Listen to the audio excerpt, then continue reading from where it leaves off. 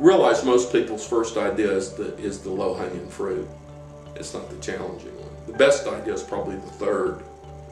You know, how do we get people to understand as entrepreneurs? We have to say, well, that's good. You know, what's your next best idea?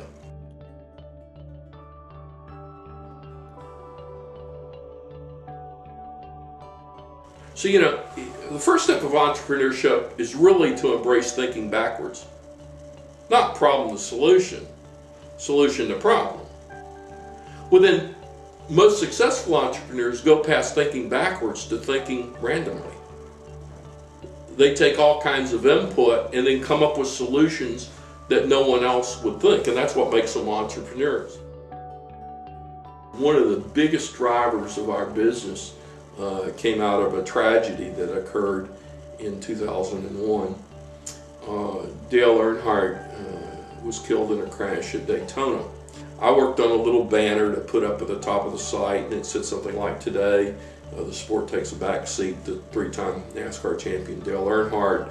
So I went to see how many orders. We had got like 300 orders in the 5 or 6 minutes that I was spending, 10 minutes I spent to put up the banner. I said, you know, everybody else is raising the price. You know, we can make a lot of money just by raising our prices, but you know, that's taking advantage of this family's tragedy. And I said, we're not going to do it. We're going to sell the goods for the exact same price.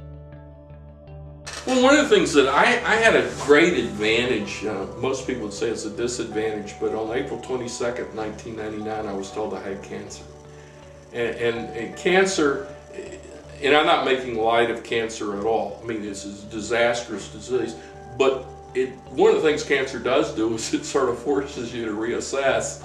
And because of that event, I was able to take a step back and look at balance and decide that I was out of balance. We had a computer software company and 4 retail stores at that time, and basically my businesses were running my life instead of my life running my businesses. We get so ingrained on what we're doing, we don't take a breath to see why we're doing it. Some people, you know, in order to make it, they go accept customers or clients that they really don't like and that they really don't want to do business with. You know, there's only 3 ways to grow a business. 1, you need to increase your number of customers. 2, you need to increase the frequency of purchase. And 3, you need to increase the average order.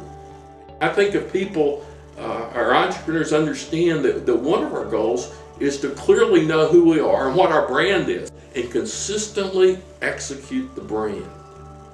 You know, if you'll do that, you'll be successful.